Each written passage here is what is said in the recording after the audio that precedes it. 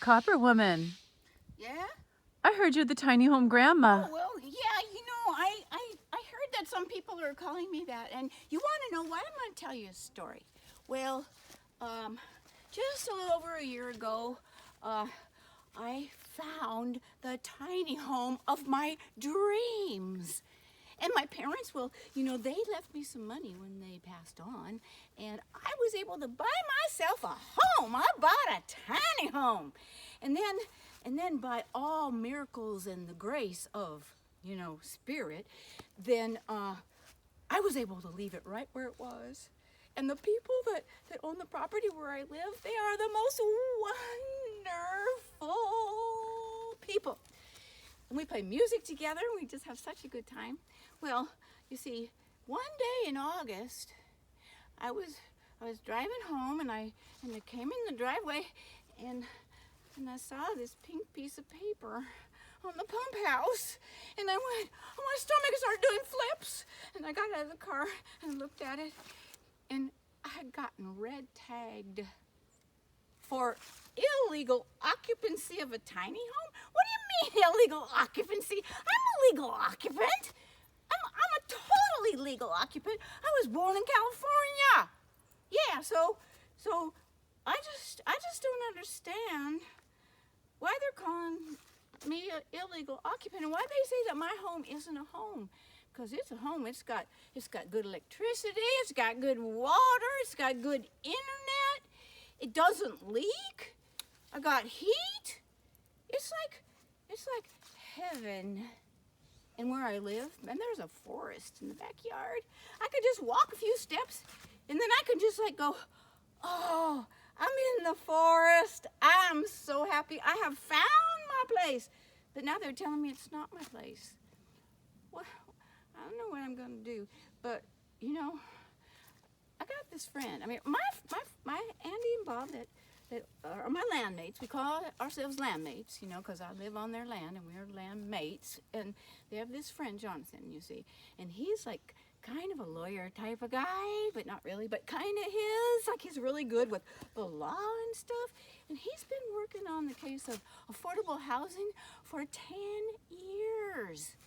So first he said, no, I don't have time. And then he said, wait a minute. 70-year-old woman getting evicted from her tiny home? And he comes to me and he says, hey, Copperwoman, would you be our poster girl? Or is that poster grandma? Or poster child? Or poster something or another? So I said, okay, I will be your tiny home grandma. And so we are working it. I tell you, we're working it because we want to change the law. Because, the biggest thing about it is that you're not supposed to have a composting toilet. And you know the thing about composting toilets? They save a lot of water. Not only the water you flush them with, but the water it takes to process all that stuff. And so that's why they're kicking me out of here, because I have a composting toilet. But composting toilet's good for the earth because it makes soil. You can make the soil, and then you can plant trees and flowers in the soil. And then you just make dirt instead of like how it all washes away and everything. And so it's really a good idea. So we made this here petition, and we're trying to get like lots and lots and lots of people to sign our petition so that we can bring it to the Board of Supervisors of the Sonoma County and say, look at all the people that support what we're doing. And we're hooking up with all these other organizations that are working with the homeless people. They want me to be homeless. I drove down the street, Coffee Lane in Santa Rosa, and there's a whole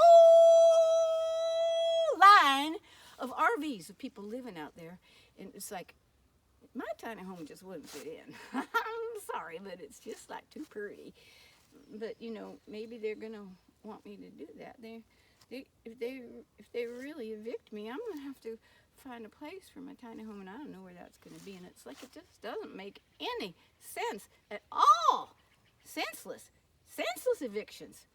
senseless evictions of the tiny home grandma. So, you know, I hope that you go on over to that website called change.org where there's a petition.